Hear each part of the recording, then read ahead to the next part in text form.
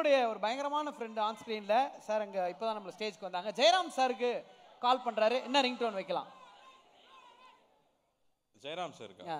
ஐயோ இம்சப்பா அவரு. உலக மகா இம்சையா தாங்க முடியாது. கிளம்பிட்டார்ல?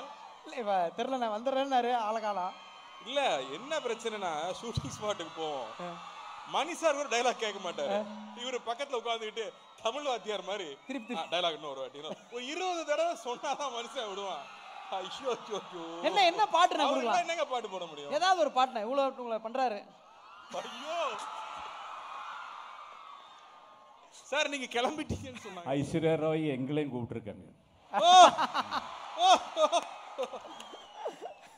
அப்படியெல்லாம் நடந்து நடந்து அந்த குந்தவை பக்கத்திலேயே போய் உட்கார்ந்தாச்சுல்ல. அவர் அண்ணன் ஆதித்ய கரிகாலன் பக்கத்திலே இருக்கார். அறுத்து விடுவார்கள், அறுத்து. ஹலோ, அவர் தான் பாஸ் அனுப்பிச்சு விட்டது. அது தெரியாம நீங்க பேசிட்டு இருக்கீங்க. அவரா? ஆமா, அவரு தான் அனுப்பிச்சு விட்டு இன்னைக்கு நாங்க ரொம்ப க்ளோஸ் ஃப்ரெண்ட்ஸ். அப்படியா? ஏயா அப்படின்னா பேச முடியுமா அவங்க கூட? ஐயோ நான் ஃபோன் பண்ணா உடனே எடுப்பாங்க. ஃபோனா? யா அவங்க நம்பர் என்கிட்ட இருக்கு மேன். காட்டு பார்க்கலாம். ஃபெலோ. நான் சப்போஸ் சிக்னல் கிடைக்கலாம் சொல்லுங்க, நான் ட்ரை பண்றேன். சப்போஸ் லைன் போலனா சொல்லுங்க. அதென்ன ஒரு குன்னு குந்தவை. ஓ குன்னு. குந்தவை நான் குன்னுன்னு தான் கூப்பிடுவேன். Okay okay okay. கூப்பிடு. நீங்க கூப்பிடலாம்.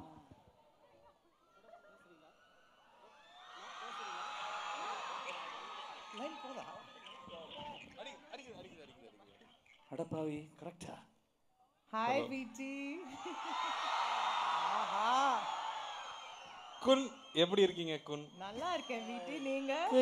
ஐயோ ரொம்ப சந்தோஷமா இருக்கேன். பக்கத்துல ஒரு இம்சை இருக்கு. சரி நீங்க எப்பவுமே நீங்க சொல்லி தான் எல்லாமே பண்ணிருக்கேன். நான் சொல்லி நீங்க ஒண்ணு பண்ணுவீங்களா? ஷூர், சொல்லுங்க. என்ன பண்ண சொல்லலாம் சொல்லுங்க. கொஞ்சம் மேல வரீங்களா?